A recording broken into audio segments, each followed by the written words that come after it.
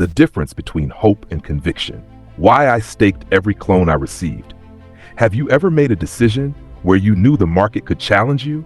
Not for a day, not for a week, but for months. A decision where the price could fall dramatically, and you still had to ask yourself, am I holding because I truly understand my decision? Or am I holding because I simply hope I am right? Because there is a very thin line between hope and conviction. And my journey with Clone taught me exactly where that line exists. I received my Clone tokens through an airdrop, and from the beginning, my decision was not based on price. It was based on the project. I studied confidential layer. I looked at the vision. I looked at the technology. I looked at the purpose behind what they were building. And after understanding that, I made a decision. I staked every Clone token I received, all of them. Not because I knew the future, because nobody knows the future, but because I had a thesis, and that is the first difference between hope and conviction. Hope says, I want this to happen. Conviction says, I understand why I made this decision, and I'm willing to let reality test it. Then came listing day, and this is where the market started telling its story. Initially, the price action looked extremely strong. Buyers came in aggressively. Momentum pushed price higher.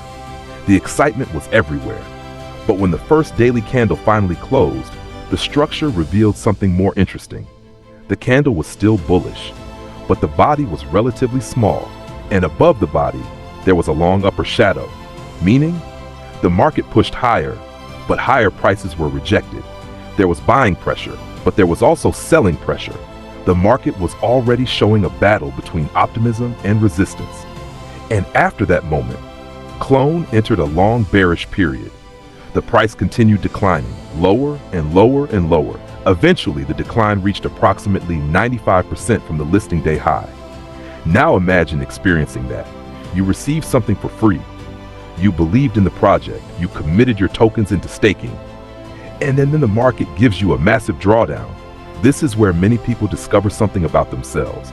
Because when the market is going up, everyone has conviction.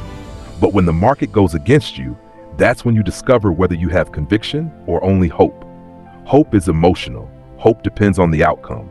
When price falls, hope starts to disappear. But conviction is different. Conviction is built on a process. It asks, has my original thesis changed? Has the project changed? Has the technology changed? Has the vision changed? Has the reason why I made this decision disappeared? Because if the answer is yes, then an intelligent person must adapt. But if the answer is no, then price alone is not enough information to completely invalidate the thesis. And that distinction is extremely important.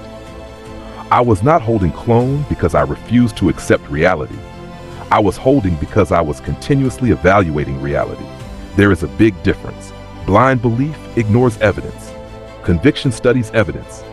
And this way of thinking is actually the same foundation behind how I analyze markets. It is also the reason I develop what I call the Fractal Authority Model.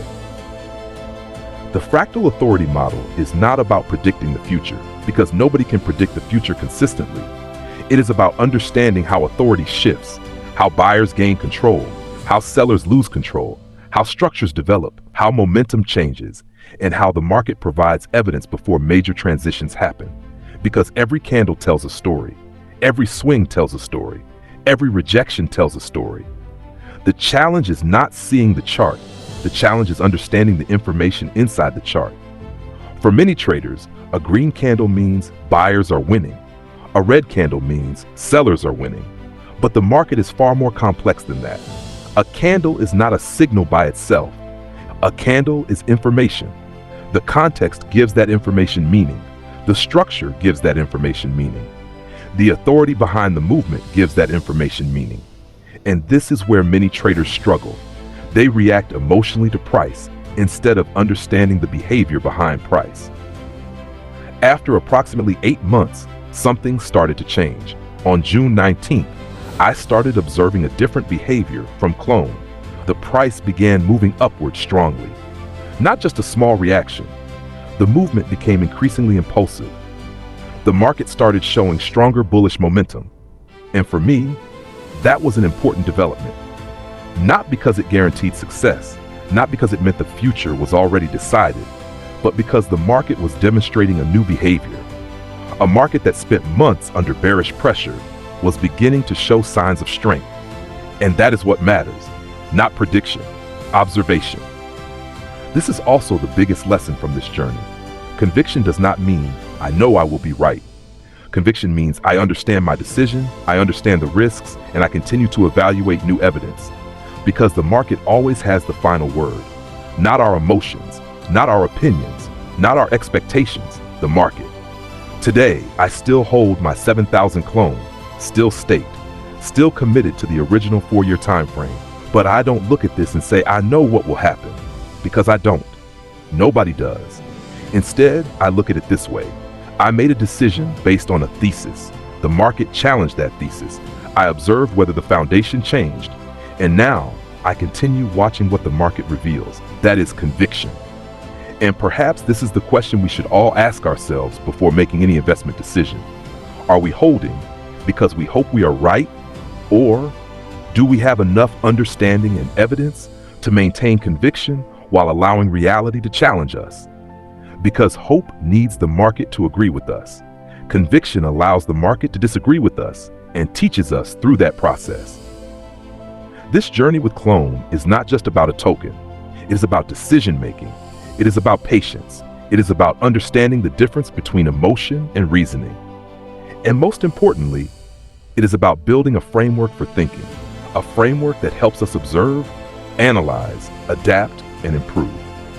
If you want to explore more about how I analyze market structure, how I study price behavior, and how these ideas led me to develop the Fractal Authority Model, subscribe to Bias Positive Digital Rise, because here we don't chase noise, we don't chase predictions, we study structure, we study authority, we study how markets actually move, because markets don't reward people who simply believe.